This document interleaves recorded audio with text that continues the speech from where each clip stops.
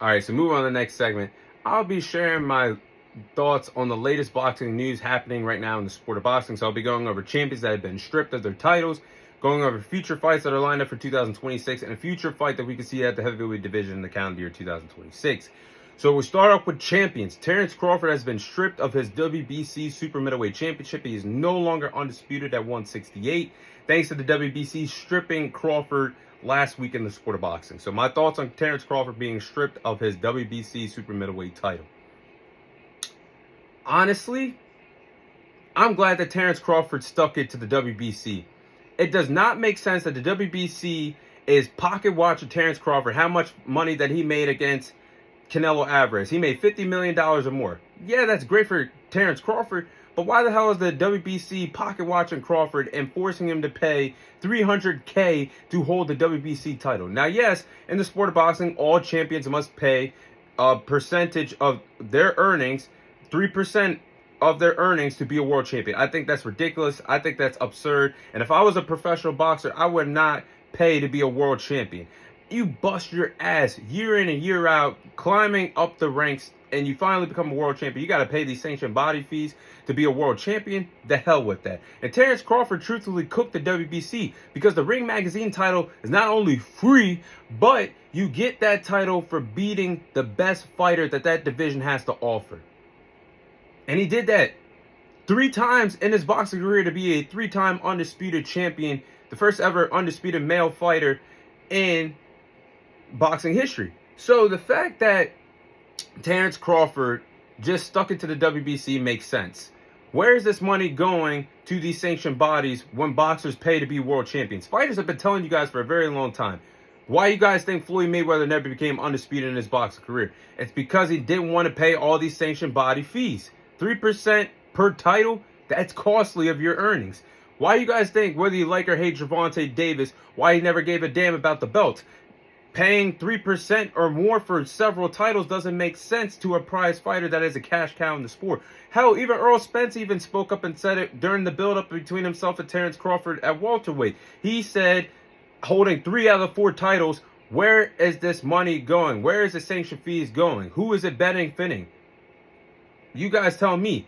And the fact that we have 4 champions or more floating around the sport of boxing doesn't make sense at all. We have the WBC, WBA, WBO, and the IBF. That's too much for casual fans to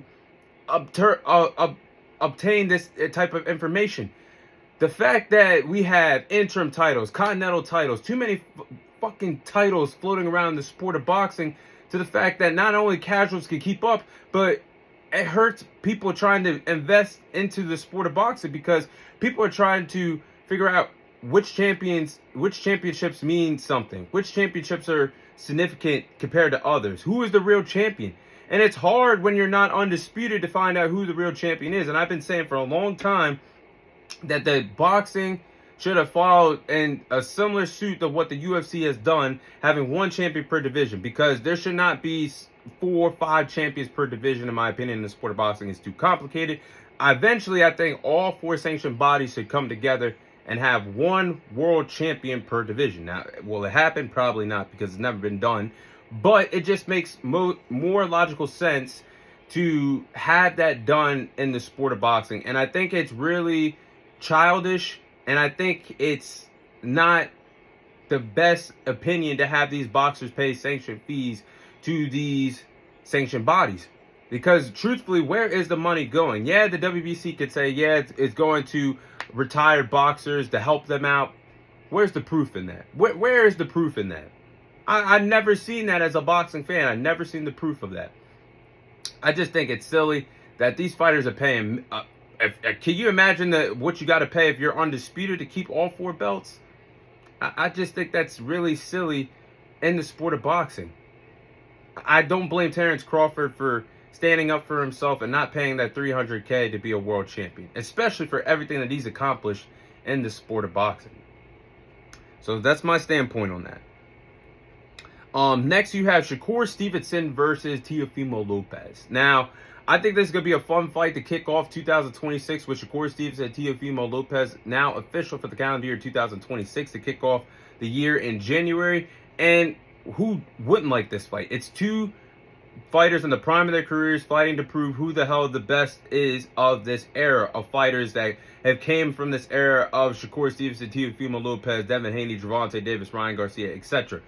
Now you get Shakur Stevenson and Teofimo Lopez fighting each other. It's going to be an interesting fight. Styles makes fights. Shakur Stevenson's defensive style and his slick boxing skills against Teofimo Lopez, who is a great counter puncher and can fight well in different lateral movements, good footwork, can fight well on the inside. I think that's a really entertaining fight. There's storylines here. Can Shakur Stevenson move up to 140 and become a 4-division world champion before cracking the age of 30 years old? I think that would be very important for Shakur Stevenson's career. And can Teofimo Lopez again step up in a big championship fight? The man Teofimo Lopez, whether you like him or hate him, is very clutch at championship fights. Defeated Vasily Lomachenko with ease. Defeated Josh Taylor with ease. Defeated Barbosa in his last outing with ease. Like, this man is clutch in championship fights, but so is Shakur Stevenson. Both are coming off of impressive performances. Shakur Stevenson's performance during the summer against William Zepeda. Teofimo Lopez's performance against Barbosa in New York.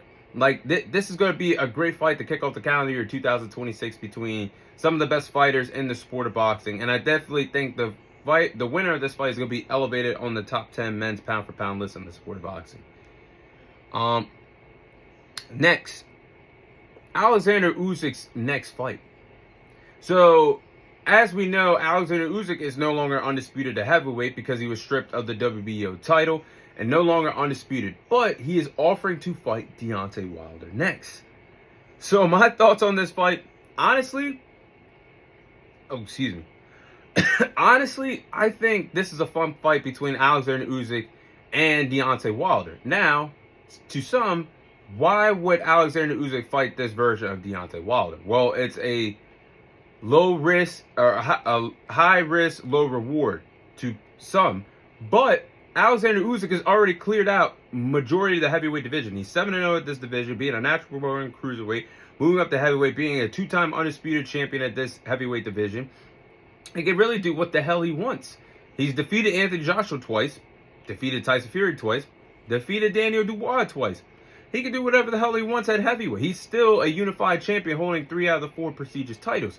Now, to give Deontay Wilder a title shot, again, high risk, low reward, because Deontay Wilder is once upon a time was a dangerous heavyweight fighter with a dangerous knockout percentage. And he still has a puncher's chance if this fight is made against Alexander Usyk. But why not dare yourself to be great if you're Alexander Usyk? Why not add another notch to your impressive heavyweight resume by defeating another all-time great in this heavyweight era in Deontay Wilder? Styles makes fights. I think this could be a fun fight.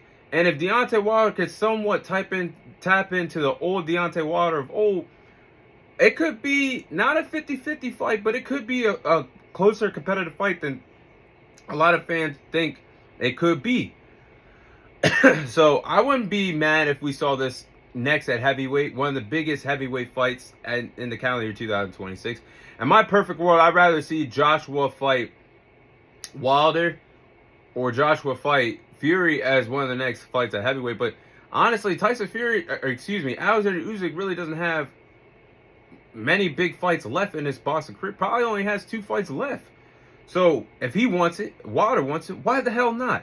Let's get that fight in 2026. I think that'd be a fun fight if Deontay Wilder can somewhat tap into his old version of himself. And last fight I'll go over will be Ryan Garcia versus Mario Barrios. Now, this is going to be a fun fight in February for the WBC Welterweight Championship. Honestly, I think this is a fun fight between Ryan Garcia and Mario Barrios that we'll see in February. And there's some storylines. Can Mario Barrios prove that he's a real champion at welterweight? He's been a world champion at welterweight, yes. But in his last 2 fights, they have went to majority draws. He had a draw on the Jake Paul-Mike Tyson undercard back in November 2024. Then, this previous summer, just had a draw against a late 40s version of Manny Pacquiao. So it's put up or shut up time for Mario Barrios if you're going to prove to the welterweight division that you are the real deal while you're one of the best world champions that the division has to offer, 147. And it just got revealed that his new trainer, Joe Goossen is going to be in his corner against Ryan Garcia. Joe Goossen, if you guys didn't know or you don't remember, he was the trainer for Ryan Garcia when he suffered his first career loss against Gervonta Davis. So there could be some key pointers that Mario Barrios could learn in camp from Joe Goossen, a great boxing mind from that trained with Ryan Garcia. And then the next storyline is, can Ryan Garcia cash in on this opportunity? Now, it's rare in the sport of boxing for you to lose a fight against Rolly Romero, but then in your next fight be gifted a world title shot. That's the bizarre sport that we're in the sport of boxing.